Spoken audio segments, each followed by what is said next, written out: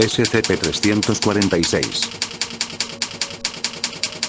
Terry el pterodáctilo. Categoría: seguro.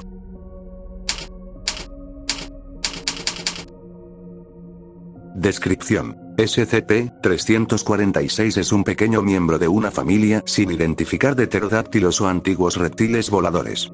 SCP-346 es aproximadamente del tamaño de un murciélago pequeño y posee una estructura ósea muy ligera. Aunque su cabeza, alas y patas estén desnudos, gran parte de su cuerpo está cubierto con un suave pelaje de color negro. El origen de SCP-346 es desconocido y fue comprado por el agente censurado en una pequeña tienda de mascotas en Brasil, siendo comercializado bajo el nombre de Congomato. El dueño de la tienda de mascotas alega que no sabe de dónde vino SCP-346, habiéndolo adquirido de una serie de huevos que compró en el mercado negro, de los cuales, solo uno eclosionó en SCP-346, creyendo que eran de una rara especie de periquitos. Algunas teorías sugieren que hay una gran colonia de criaturas similares a SCP-346 en alguna parte de Sudamérica. Pruebas han revelado que SCP-346 es un adulto, pero su crecimiento parece haber sido atrofiado por una malnutrición por desarrollarse en una jaula muy pequeña. SCP-346 también es macho, y ha sido apodado por el personal como Terry ya que lo encontraron particularmente encantador. SCP-346 se comporta de una manera similar a las aves y murciélagos, siendo más activo al amanecer y al atardecer, vuela enérgicamente en cualquier espacio que se le proporcione, llegando a atrapar insectos en aire o en el suelo. SCP-346 pía y rechina de una manera similar a las aves y roedores, siendo más fuerte en las noches. Algunos lo describen como enternecedor, otros como molesto. Anexo 1. Después del descubrimiento de SCP-1265, algunas teorías sugieren que puede haber una gran colonia de criaturas similares a SCP-346 en algún lugar de Sudamérica.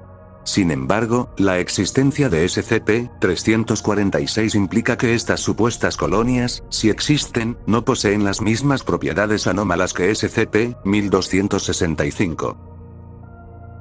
Anexo 2. Se han sugerido futuras investigaciones centradas en el origen de SCP-346, con la esperanza de encontrar una gran colonia de criaturas similares, quizás un indicativo de un linaje sobreviviente de los pterodáctilos, o una ruptura en el espacio-tiempo. SCP-346 debe mantenerse alejado de SCP-529, por petición de la Dra. Riggs. Procedimientos especiales de contención. SCP-346 debe mantenerse en una jaula para pájaros de 1 metro de altura y 1.5 metros de ancho en ambos sentidos. No se requieren seguros o medidas de contención adicionales, puesto que SCP-346 no es más fuerte ni inteligente que un periquito promedio. La jaula de SCP-346 debe contener al menos 2 platos con agua sobre unas pechas, los cuales deben ser llenados diariamente, y alimentado con una dieta de 5 a 6 grillos vivos de tamaño mediano diariamente.